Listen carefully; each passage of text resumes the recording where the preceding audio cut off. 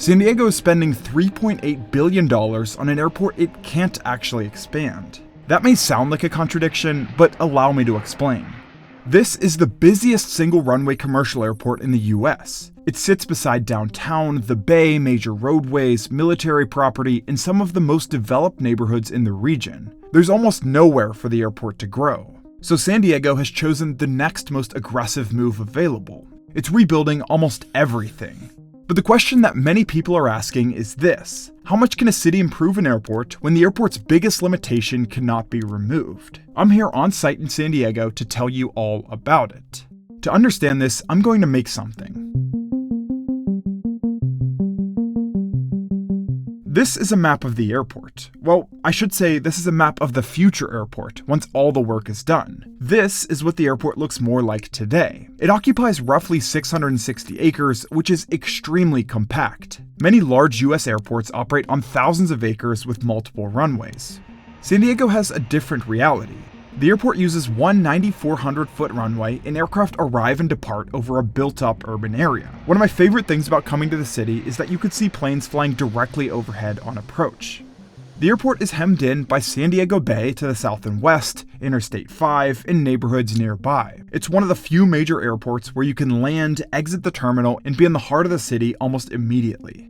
For decades, San Diego debated whether the region should move its airport somewhere else. The most famous modern idea was a potential joint-use airport at Miramar. But in 2006, county voters rejected that plan by a wide margin, with about 62% voting against it. As you can imagine, moving a major airport is enormously expensive, politically difficult, and regionally disruptive. The region eventually landed on a more practical answer: keep the airport where it is and make the existing footprint work better. Before construction, San Diego's layout was split between the older Terminal 1 on the east side and the more modern Terminal 2 to the west. Terminal 2 had already been expanded with additional gates and an international processing facility. It generally felt like a more contemporary airport experience. Terminal 1, meanwhile, still carried a huge share of domestic traffic, especially southwest, inside a building that was clearly showing its age.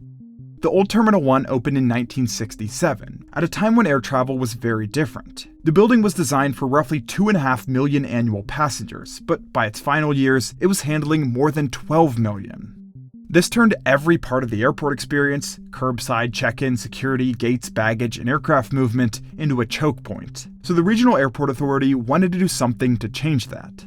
They began replacing it with a new 30-gate terminal complex built in two major phases. The full program is roughly 1.2 million square feet, and it includes far more than the passenger building. It comes with airfield changes, a new parking plaza, a major roadway system, utility relocations, bridge construction, stormwater systems, and new aircraft fueling infrastructure. As you can probably put together, this is a majority of the reason why the price reached $3.8 billion.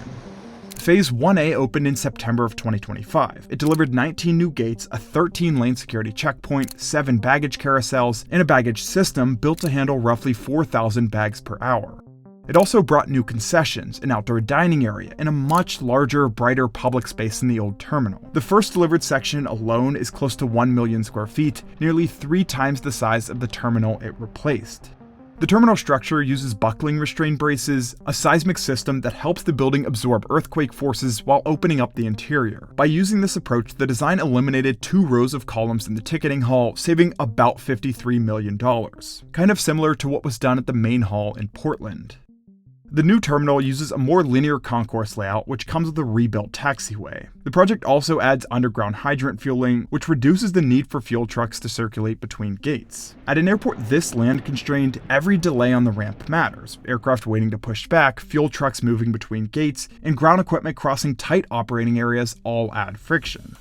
Since we're talking about San Diego's airport, I've been putting together a series of airport posters, starting with San Diego and expanding quickly. They're available now in my Etsy shop, with more airports, city maps, and custom options on the way. If you'd like to support the channel, check out the link below and use code BUILDCORE for 10% off. Then there's the Landside rebuild, which may be just as important to locals as the terminal itself. For years, one of the biggest frustrations around San Diego International was getting to and from the airport. North Harbor Drive carried a heavy mix of airport traffic and local traffic. Arrivals, departures, rideshare, taxis, shuttles, private vehicles, buses, and through traffic all had to compete in a tight corridor.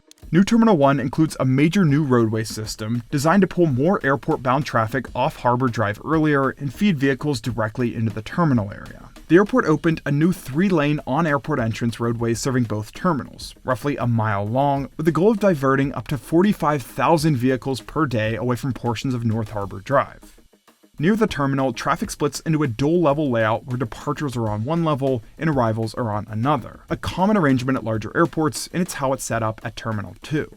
As a side note, airports often stack departures above arrivals because the two flows behave completely differently. Departures move quickly, drop off, check bags, clear security, and continue toward the boarding level, which is often close to the same height as the upper departures curb in the jet bridges leading to the aircraft. Arrivals move slower, with people waiting for pickups, taxis, rideshares, and shuttles. Splitting them vertically keeps those movements from crowding the same curb and helps with the flow of bags. The project also includes this 5-story parking plaza with roughly 5,200 spaces.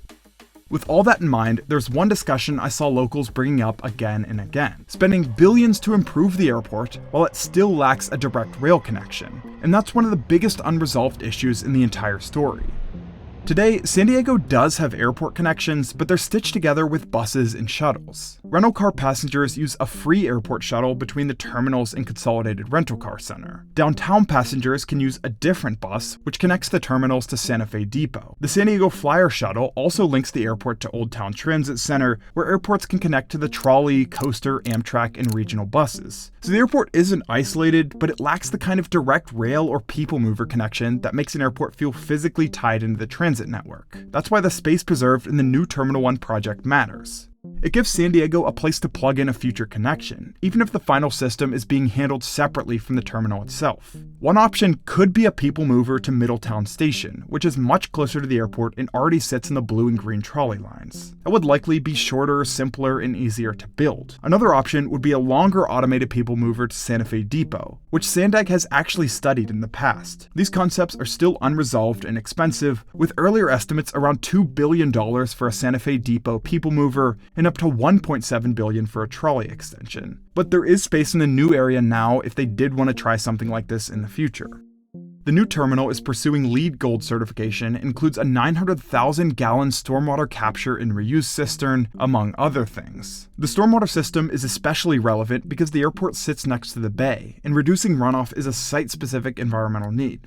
I mentioned what's already been built, but what's to come? They first had to build the new section beside the old Terminal 1, move passengers and airlines into it, then demolish the original 1967 building. That cleared the footprint for the final phase, now underway. The remaining work adds 11 more gates, completing the full 30-gate Terminal 1 complex by 2028. It also finishes the western end of the building with more passenger space, concessions, airline support areas, and the final airfield and ramp connections around the terminal. So the question is not whether this project makes San Diego's airport better. It almost certainly does. The new terminal is larger, cleaner, more efficient, and far better suited for the amount of traffic moving through it. The harder question is whether it can make the airport better enough, because even after the massive sum of $3.8 billion, San Diego International will still have one runway and limited land. And maybe that's the real story here. This project shows what happens when a city decides its airport is too valuable to move, too constrained to expand, and too important to leave outdated. New Terminal 1 is San Diego's attempt to make one of America's most land-constrained major airports work harder without changing the one thing that defines it. I'm Josh, this is Buildcore, thanks for watching.